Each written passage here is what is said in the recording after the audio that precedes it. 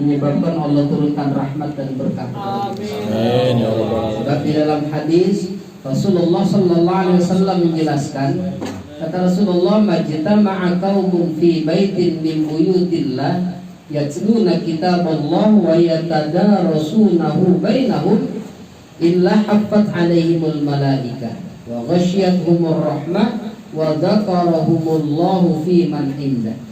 Rasulullah sallallahu alaihi wasallam menjelaskan, tidaklah berkumpul satu kaum, tidaklah berkumpul sekelompok orang dalam satu tempat kebaikan, mereka membaca ayat-ayat suci Al-Quran, kecuali pasti akan turun kepada mereka para malaikat. Wa ghasyiyatuhumur rahmah, dan Allah akan menurunkan rahmatnya kepada mereka. Kemudian wa dzakarahumullahu fi man indah, Allah membanggakan mereka di hadapan makhluk-makhluknya yang lain. Makanya mudah-mudahan kita bisa istiqomah dalam perkumpulan seperti ini nih. Ya, artinya tujuan kita yang paling utama silaturahim. Yang paling utama kita baca ratib, kita baca yasin dan lain sebagainya. Adapun kalau mau idhah hasanah, adapun kalau tausiah, kalau ada silakan, kagak ada tetap jangan sampai bubar gitu kan. Jangan sampai taklim ini tidak jalan. Sebab yang paling utama baca Quran. Salawat teriring salam sama-sama kita haturkan kehadirat Rasulullah sallallahu alaihi wasallam. Hadirin, sering kita mendengar kalimat afiyah. Ya. Ketika ada orang pidato, biasanya kita yang pidato mengucapkan mudah-mudahan kita semua dalam keadaan sehat wal afiyah. Iya kan? Apa sih afiyah itu? Terkadang kita mengucapkan sesuatu tapi kita kagak paham, tapi kita nggak ngerti. Ya udah jadi bahasa Indonesia gitu. Kalau ditanya apa sih afiat, ya udah afiat mah temennya sehat itu mah. Iya kan, paling jawabnya begitu. Ya, afiyah itu secara bahasa artinya cukup. Artinya cukup. Biasanya digandengkan dengan kalimat sehat. Sehat wal afiyah. Secara bahasa artinya cukup. Apa sih pengertian afiyah itu? Rasulullah sallallahu alaihi wasallam memberikan penjelasan. Kata beliau, al-afiyatu asyratu asya. Afiyah itu ada 10 macam. Orang yang mendapatkan 10 macam ini, insya Allah termasuk orang-orang yang afiyah. Ya, khamsatun fid dunya wa khamsatun fil akhirah. 5 di alam dunia dan 5 di akhirat nanti. Kalau yang 5 di alam dunia kita dapatkan, insya Allah yang 5 di akhirat juga insya Allah kita dapatkan.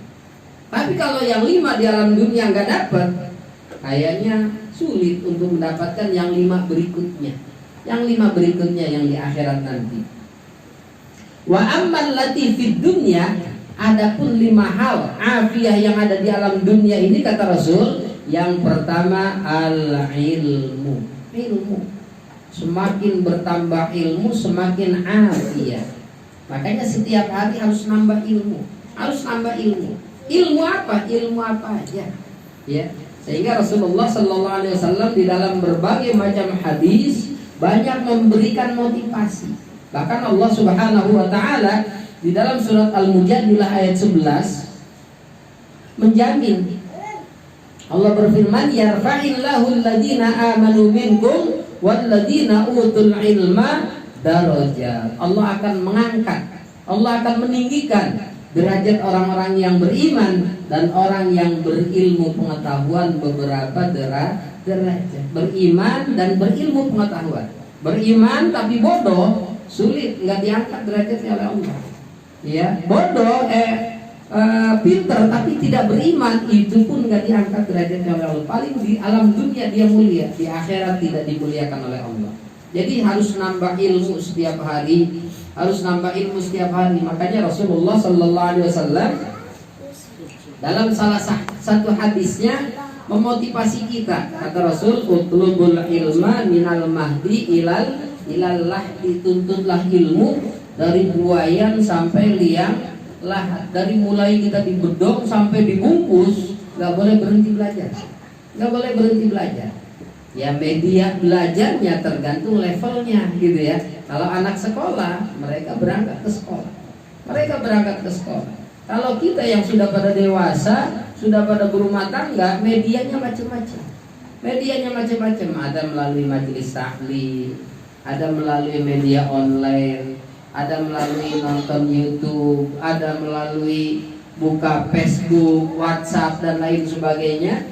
Yang penting belajar, terutama belajar agama. Makanya terutama di kalangan remaja, di kalangan anak-anak kita salah besar kalau mereka sudah berhenti belajar. Padahal masa-masa sekolah mereka sudah berhenti belajar. Ini sangat disayangkan. Orang yang mendapatkan afiah, di antaranya yang pertama harus bertambah ilmu setiap hari, nambah ilmu.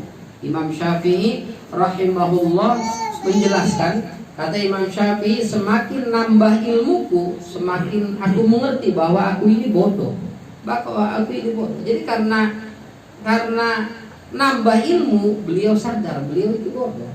Beliau itu bodoh. Ya. Sehingga di dalam Al-Qur'an Allah mengingatkan kita, wa ma utitum minal ilmi illa qalila. Tidaklah kalian diberikan ilmu kecuali hanya sedikit. Kecuali pengetahuan kita ini sedikit. Dan biasanya manusia itu kan tergantung dengan kecenderungannya. Ada yang dalam masalah pertanian iya, tapi dalam sisi lain ada yang dalam masalah teknik tapi sisi lain kurang paham. Ala kulli hal silahkan sesuai dengan bidangnya masing-masing. Tetapi kalau ilmu agama semuanya harus paham, semuanya harus nambah ilmu. Cara nambah ilmunya belajar, bertanya, diskusi, membaca dan lain sebagainya. Yang pertama ilmu. Yang kedua wal ibadatu. Ciri orang yang mendapatkan afiah yang kedua ibadah. Ibadah ini pengaruh dari ilmu. Semakin nambah ilmu, insya Allah motivasi ibadahnya semakin kuat. Semakin malas belajar, motivasi ibadahnya juga malas. Makanya panitia kurban nggak usah ngeluh, kenapa ngajak jamaah itu buat kurban susahnya luar biasa. Wih, kurban 3 juta aja susah pak. Tapi kalau ganti HP Samsung S9 13 juta itu buru-buru beli gitu. Kalau diajak kurban, aduh susah banget, alasannya ini itu, banyak alasan. Kenapa? Sebab mereka beranggapan karena ya kurangnya ilmu, sehingga beranggapan apa yang dikeluarkan itu sia-sia. Apa yang dikeluarkan itu cuma buat orang lain doang. Padahal Allah sudah menjelaskan di dalam Al-Qur'an, wa ma tuqaddimu li anfusikum min khairin tajiduhu indallah. Apa yang telah kau segerakan dari berbagai macam kebaikan, terutama sedekah itu, tajiduhu indallah, kalian akan dapati di sisi Allah. Ya, makanya biasanya ya kurban itu kalau di tempat saya itu L4. L4 itu apa? Lulahi gitu ya. Yang kurban itu juga, yang merebutin kupon kurban itu juga orangnya. Dari tahun ke tahun nggak pernah berubah itu. Bingung kita. Tapi kalau kita perhatikan mereka yang banyak sodako, mereka yang mau kurban tiap tahun, ekonominya itu semakin meningkat. Ya, ekonominya semakin meningkat. Insya Allah pahalanya juga disediakan oleh Allah Subhanahu wa ta'ala. Karena Allah Maha Adil. Allah Maha Adil. Mereka yang banyak berkorban, mereka yang banyak mengeluarkan hartanya, Allah juga Maha Adil. Tidak mungkin orang itu bangkrut gara-gara sedekah. Gara-gara sedekah. Sehingga kalau sadar terhadap ini, insya Allah nggak berat untuk sedekah. Nggak berat untuk sedekah. Jadi yang kedua ibadah. Makanya ditempatkan pada posisi pertama ilmu. Kenapa? Ekses berikutnya pengaruh dari ilmu, yaitu ibadah. Yang ketiga, ar-rizqul halal, rizki yang halal. Rizki yang halal, lagi-lagi pengaruh dari ilmu. Semakin nambah ilmunya, semakin selektif di dalam mencari rizki. Semakin hati-hati di dalam mencari rizki. Jangan sembarangan. Kenapa? Ketika kita memberikan rizki yang haram kepada keluarga, kepada anak, kepada istri, pada akhirnya itu akan jadi bom waktu. Jadi bom waktu. Seumpama di dunia tidak ditegur oleh Allah, di akhirat akan diancam oleh Allah. Kata Rasul, kullu lahmin nabata min sukhtin fannaru aula biha. setiap daging yang tumbuh dari sesuatu yang haram itu tempatnya adalah neraka. Tempatnya adalah neraka. Belum lagi energi yang ditimbulkan dari makanan yang haram, dari harta yang haram. Jangan berharap energi yang ditimbulkan akan berpengaruh positif. Jangan berharap. Sehingga nggak ada copet itu mikirin majelis taklim, kagak ada. Kagak ada rampok itu mikirin pembangunan pesantren, nggak ada. Ya, kalaupun koruptor ada yang nyumbang masjid, kalaupun koruptor ada yang berangkat haji, kalaupun koruptor ada yang menyantuni yatim, yakin apa yang dikeluarkan itu sebagai kedok doang. Atau orang lipstick doang untuk menutupi kejahatannya. Yang dicolong lebih banyak daripada yang disumbangkan. Tuh, jadi ar-rizqul halal, ar-rizqul halal. Kita bekerja mencari rizki yang halal. Insya Allah jadi ibadah. Insya Allah jadi ibadah.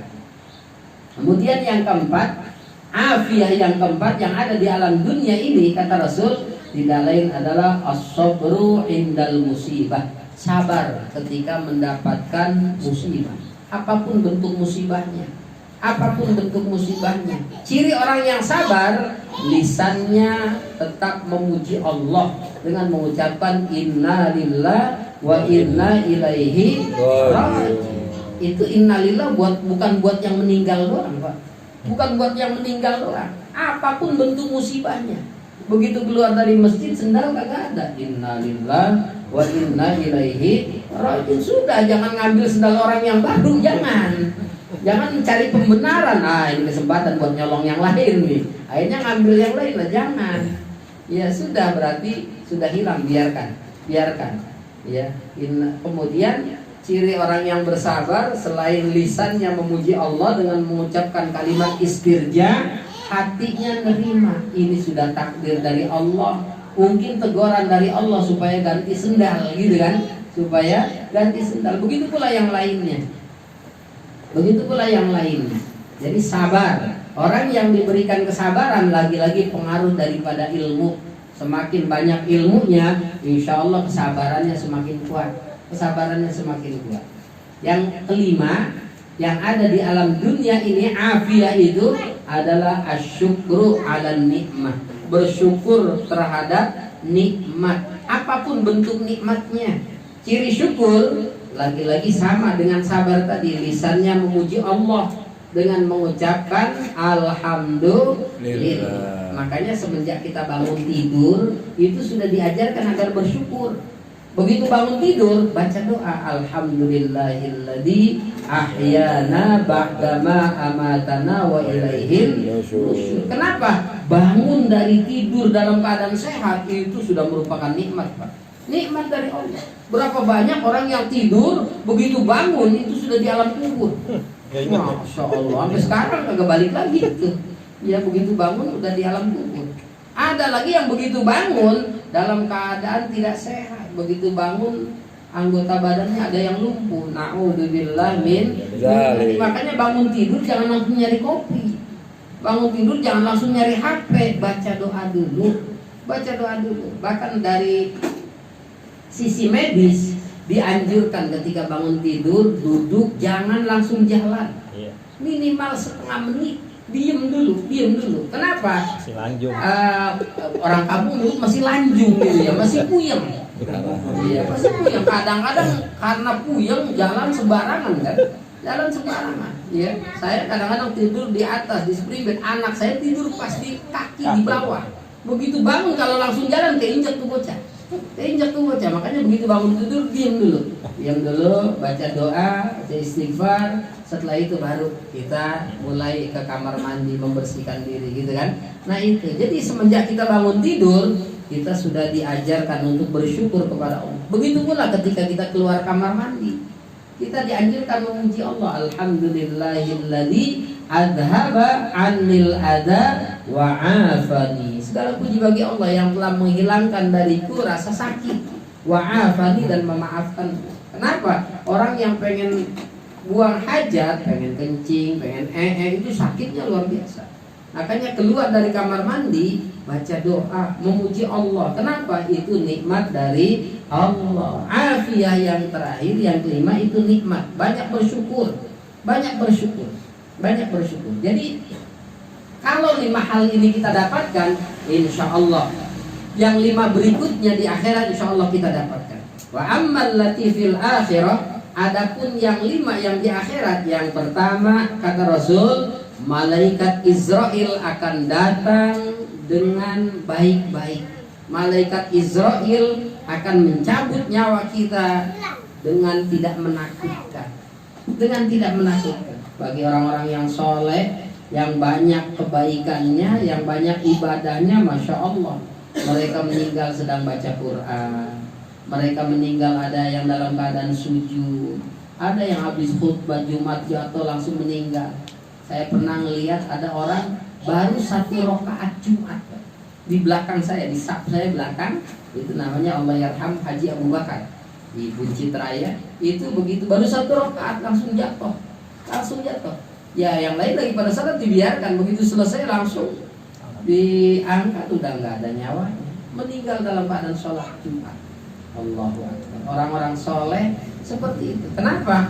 Imam Ghazali rahimahullah menjelaskan, kata beliau, yamutul mar'u ala ma'asha alaih.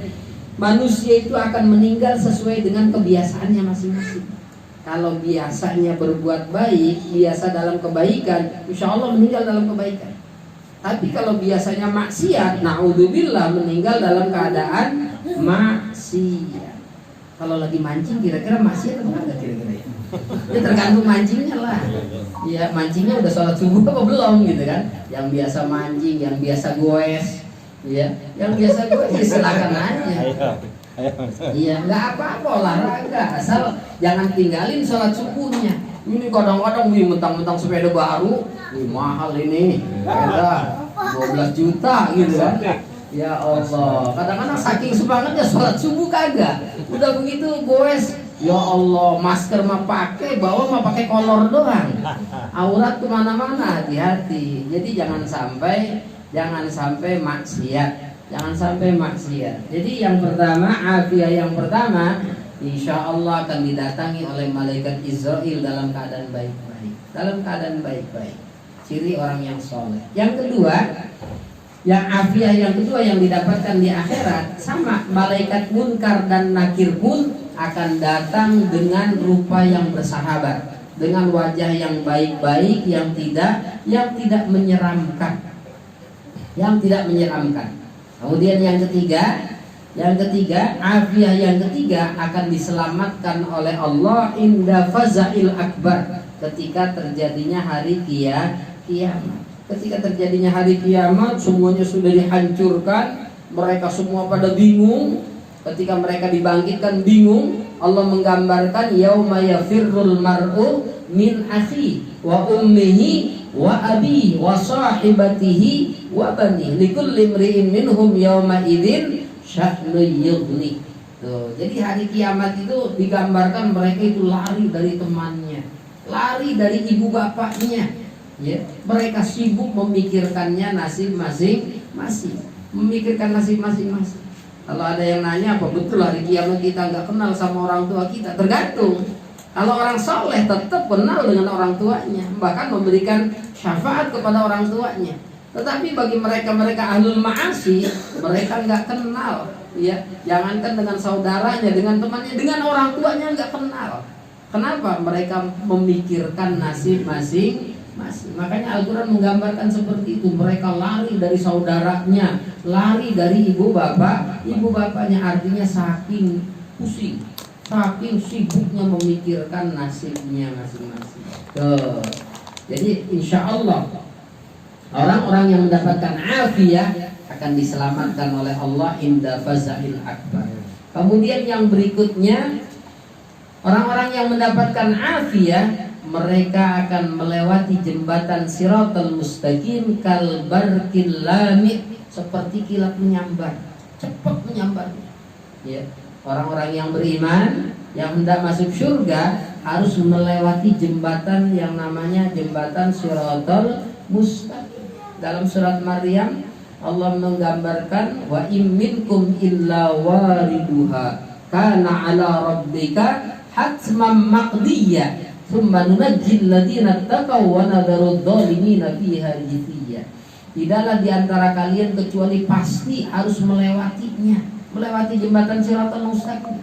Kana ala rabbika hatman maqdiyya, itu sudah merupakan ketetapan Allah. Sudah merupakan ketetapan Allah. Bagaimana mereka bisa melewati jembatan Shiratal Mustaqim? Tergantung amalnya masing-masing. Makanya ada yang menjelaskan kurban itu buat kendaraan kita di akhirat nanti. Ya, tapi kendaraan kita di akhirat nanti bukan berupa kambing itu, bukan. Bukan berupa sapi yang kita kurbankan, bukan. Tetapi pahala yang disediakan oleh Allah, yang insya Allah dengan pahala itu Allah ridho dan kita diselamatkan oleh Allah Subhanahu wa ta'ala. Ini banyak salah kaprah, Pak. Kalau di kampung saya zaman dulu, zaman saya kecil, orang kalau mau kurban atau mau akikah itu kambingnya sampai dibersihkan, sampai dibedakin, kemudian dipakein apa kain kapan itu? Iya, kain putih itu. Kemudian dikacain segala, masya Allah. Lah, kambing buat apaan? Kambing buat apa dikacain? Apa kata dia? Ini kendaraan kita nanti di akhirat. Harus bagus. Ya Allah, salah pengertian. Harus bagus itu bukan berarti harus disisirin, kemudian dibedakin. Sementara yang bedakin tadi belum mandi kadang-kadang. Nah, ini kan salah kaprah. Jadi kendaraan kita itu yakni berupa pahala yang disediakan oleh Allah Subhanahu wa ta'ala. Yang terakhir, afiyah yang terakhir, wa tadkhulul jannata bisalam. Insyaallah dia akan masuk ke surga dalam keadaan selamat. Makanya saat ini insyaallah beberapa hari ke depan kita akan merayakan hari raya kurban. Ya, kalau nggak bisa tiap tahun, minimal 2 tahun sekali. Nggak bisa 2 tahun sekali, minimal 5 tahun sekali. Intinya ada kemauan, ada kemauan. Jangan sampai buat ganti HP udah siap, sementara kurban memalas. Jangan sampai buat ganti kendaraan siap, sementara kurban banyak alasan, banyak alasan. Banyak hal yang berkaitan dengan kurban ini yang salah kaprah di masyarakat. Itu tadi karena kurang paham, karena kurang ilmu. Sering dari tahun ke tahun saya sering ditanya, apa itu diantaranya? Pak Ustadz, apa benar kalau orang belum diakekain nggak boleh kurban?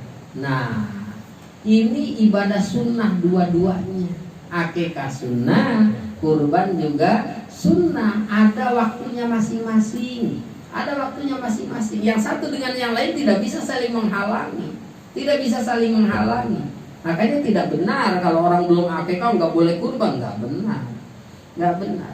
Ya. Kemudian apalagi yang salah kaprah masalah kurban itu?